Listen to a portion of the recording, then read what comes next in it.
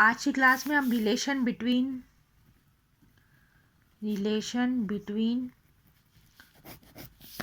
ख़त्म हो गई है। Okay, relation between curl of A and this del cross A, इसके बीच में देखेंगे।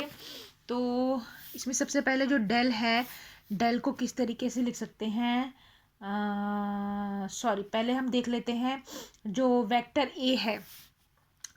ए है उसको किस तरीके से लिखा जा सकता है। तो A can be written as A is equal to E cap 1 A1 plus E cap 2 A2 plus E cap 3 A3, इस तरीके से इसको लिखा जा सकता है। तो इसका हम क्या कर देंगे, क्रॉस प्रोडक्ट कर देंगे डेल्टा के साथ। तो डेल्टा के साथ क्रॉस प्रोडक्ट कर देंगे, so we are getting like this, हमें इस तरीके से मिलेगा plus E2 A2 plus E cap 3 A3। तो इसको हम क्या करेंगे,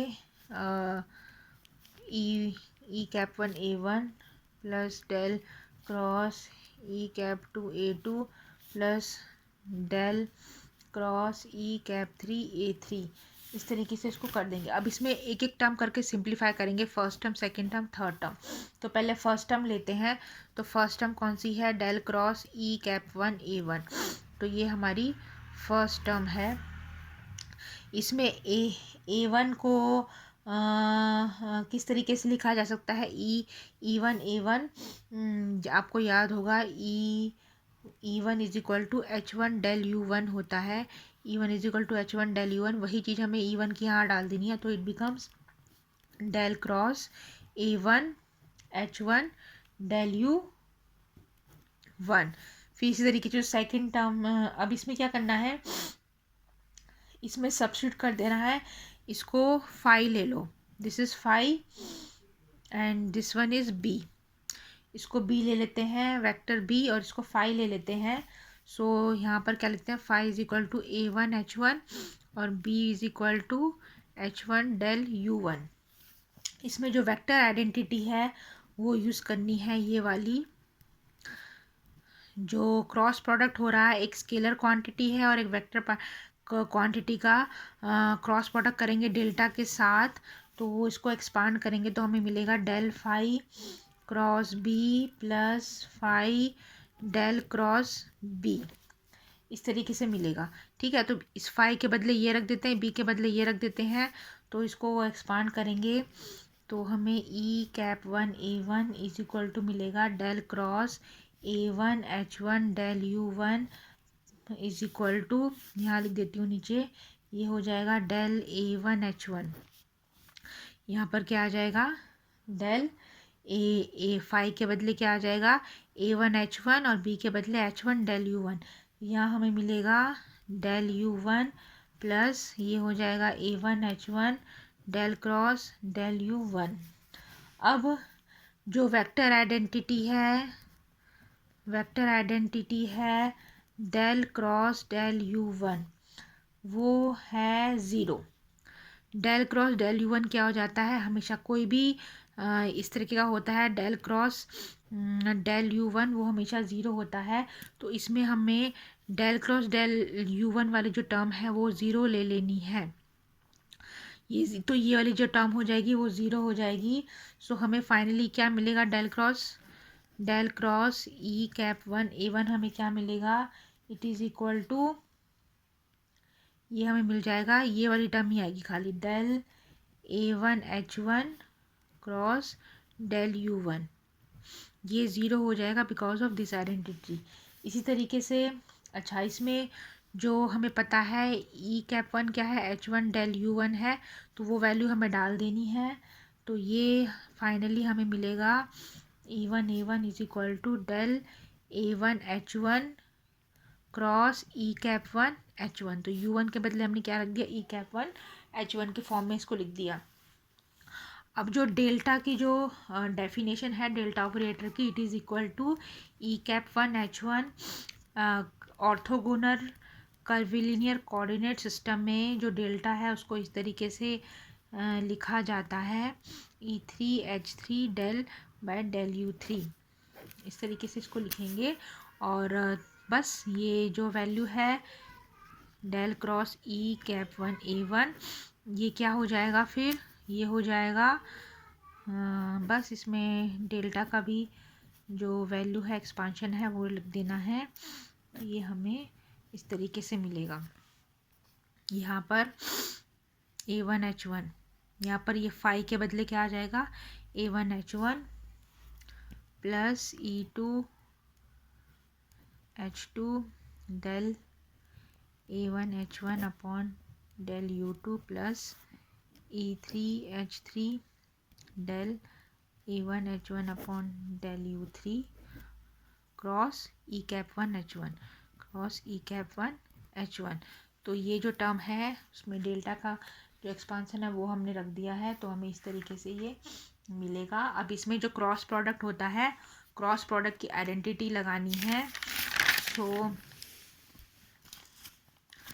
क्रॉस प्रोडक्ट जो ऑर्थोगोनल कोऑर्डिनेट सिस्टम है उसमें क्रॉस प्रोडक्ट की identity E1 cross E1, E2 cross E2 और E3 क्रॉस E3 क्या हो जाते हैं, ज़ीरो हो जाते हैं। और E1 क्रॉस E2 क्या हो जाता है, -E3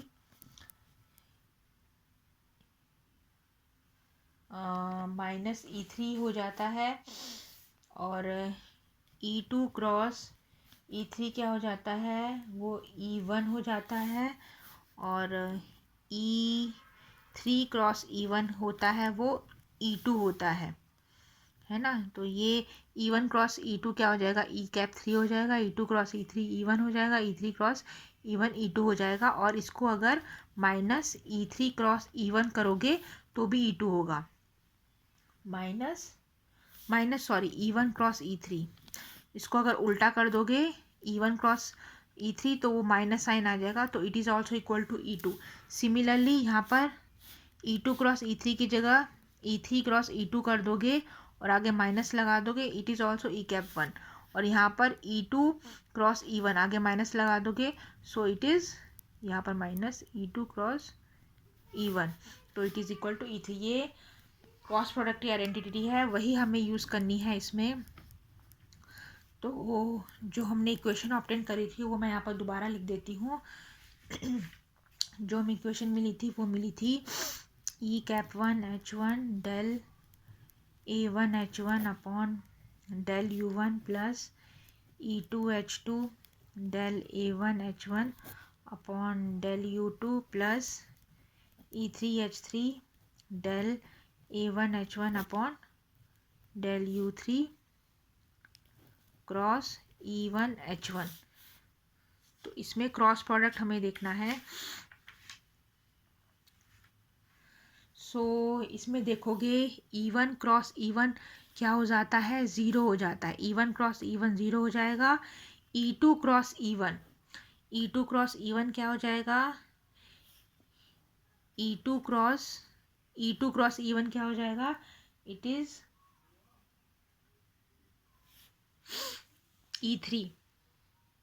E2 क्रॉस E1 यहाँ पर E2 क्रॉस E1 क्या हो जाएगा, इट इज नथिंग मतलब -E3 है ना, -E3 हो जाएगा। E2 क्रॉस E1 -E3 हो जाएगा। और E3 क्रॉस E1 क्या हो जाएगा, E3 क्रॉस E1 E2 हो जाएगा। तो ये वाली टर्म तो ज़ीरो हो जाएगी क्योंकि E1 क्रॉस E1 ज़ीरो हो जाता है। बची ये दो टर्म, तो इसको सॉल्व करेंगे तो यहाँ पर हो जाएगा E3 क्रॉस E1 क्या होता है, E3 क्रॉस E1 E2 होता है। तो पहले ये टर्म लिख देते हैं हम, E2H3 और इसको क्रॉस पर करेंगे H1 के साथ, ये मिलेगा डेल A1H1 डेल U3 इस तरीके से। और ये है E2 क्रॉस E1 क्या हो जाता है, -E3 होगा।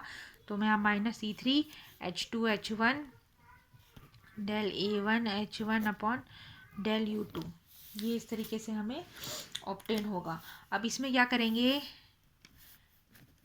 1/H1 H2 H3 कॉमन निकाल लेंगे और यहाँ पर आ जाएगा H2E2 del A1H1 del U3 -E3 del A1H1 del U2, ये हमें ऑब्टेन होगा। तो इसी तरीके से ये तो हमें मिला डेल क्रॉस E1A1। ऐसे ही हमें क्या ऑब्टेन करना है, ऐसे ही हमें डेल क्रॉस E2 ऑप्टेन करना है तो वो हमें मिलेगा 1/H1 H2 H3 E cap 3 H3 del A2 H2 upon del U1 minus E1 H1 del A2 H2 upon del U3 ये हमें मिलेगा। और डेल क्रॉस E3 भी ऐसे ही ऑप्टेन करना है, हमें मिलेगा E1 H1 del A3 H3 upon del U2 E2 H2 A3 H3 upon del U1। सो ये इस तरीके से हमें ऑप्टेन होगा। अब इसे क्या करना है, जो ये तीनों इक्वेशन मिली है इसको सब्स्टिट्यूट कर देना है। कौन सी इक्वेशन में सब्स्टिट्यूट करेंगे, डेल क्रॉस ए वाली। ये वाली जो इक्वेशन हमने ऑप्टेन करी थी पीछे, del cross A is equal to del cross E1 A1 है ना, यही थी, plus del cross E2 A2 plus del cross E3 A3। तो इन तीनों की वैल्यू सब्स्टिट्यूट कर देनी है। So it is like a del cross A, जो हमें कर्ल ऑफ ए में जो मिली थी इक्वेशन वही हमें मिलेगी और उसको हम सीधा मैट्रिक्स के फॉर्म में लिखेंगे। So we are getting like this, हमें इसको इस तरीके से मिलेगा, है ना। इन तीनों को ऐड करके मैट्रिक्स के फॉर्म में मिलेगा। तो उसको हमें पहली रो है उसमें ये लिख देना है, दूसरी रो में ये लिखना है, और जो तीसरी रो है उसमें आएगा line element A2 H2 A3 H3। So this is nothing but the, ये क्या है, curl of A. So this is the relation between del cross A to curl of A.